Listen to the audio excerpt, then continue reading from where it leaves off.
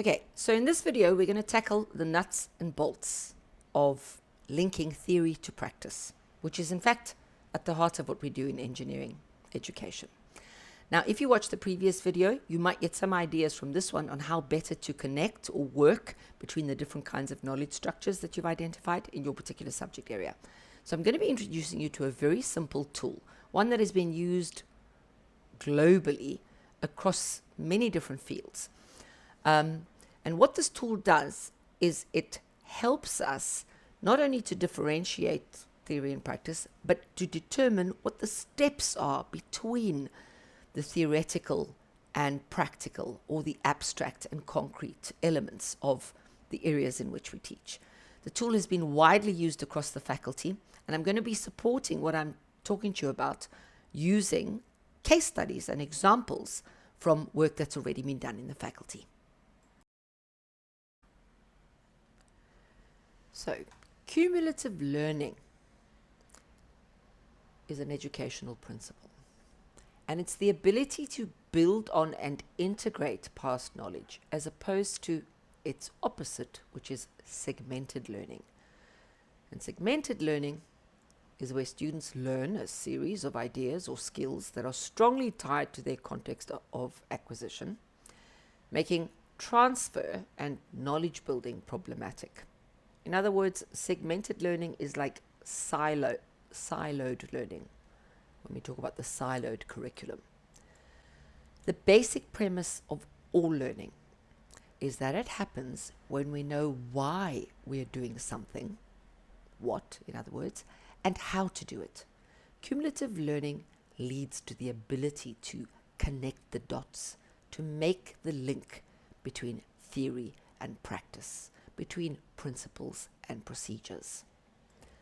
Now, a very simple educational tool, which has been used extensively, is called the semantic wave. What it helps us to do is not only differentiate between theory and practice, or the abstract and concrete, but actually all the steps between these poles.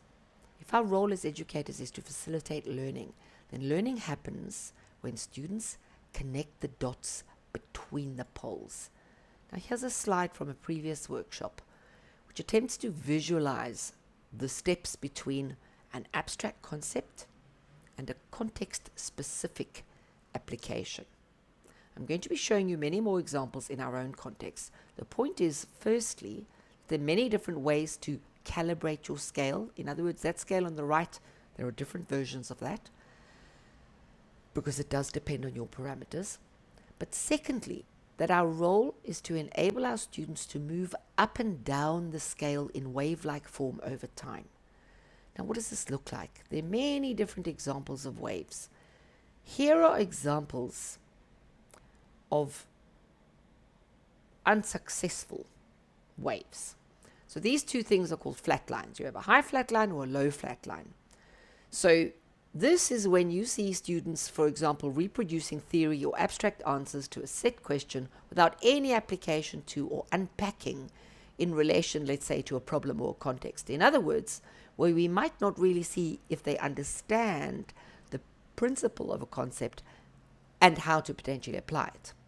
Alternatively, a low flat line is where students are given a very context-dependent problem in detail, often very in common sense terms or very practical, and they're not required to draw on the theory or the principled knowledge that they may have been taught or acquired, which could challenge their understanding of the context.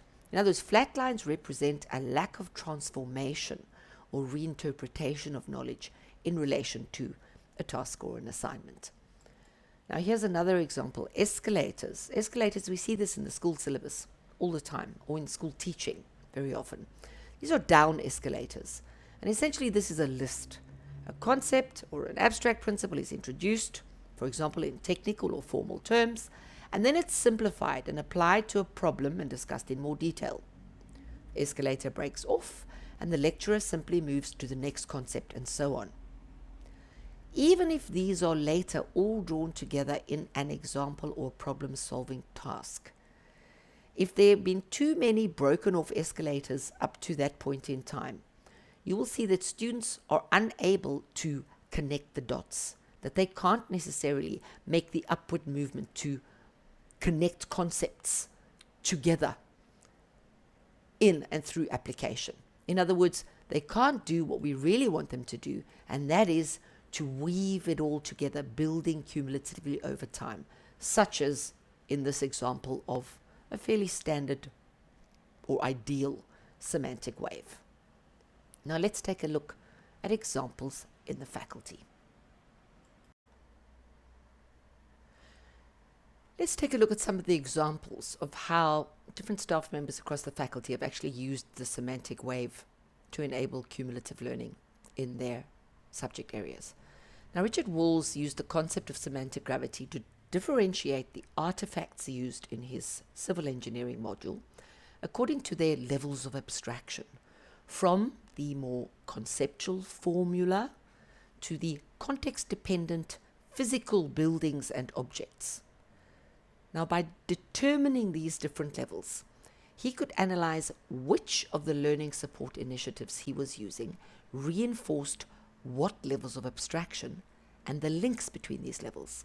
In other words, he could plot the strategies he used in his teaching throughout his course across the different semantic ranges. Now, this graphic here presents the results of the survey he conducted on which initiatives the students actually found most useful. Now, you'll notice that the highest ranging initiatives all entailed more active physical artifacts. In the third video in the series, you're going to see how he actually approached using these different strategies, particularly the ones that required previously more physical engagement, how he used those during emergency remote teaching last year. Now, taking this differentiating levels and allocating appropriate resources principle further, Lydia Orette applied a semantic range analysis to process control. Now, her levels range from abstract concepts, such as mass and energy balances, as well as those principles, abstract principles, entailed in control theory. Starting there, we see a movement through mathematics and into the control environment, which she's labeled as levels 1, 2, 3, 4, and 5.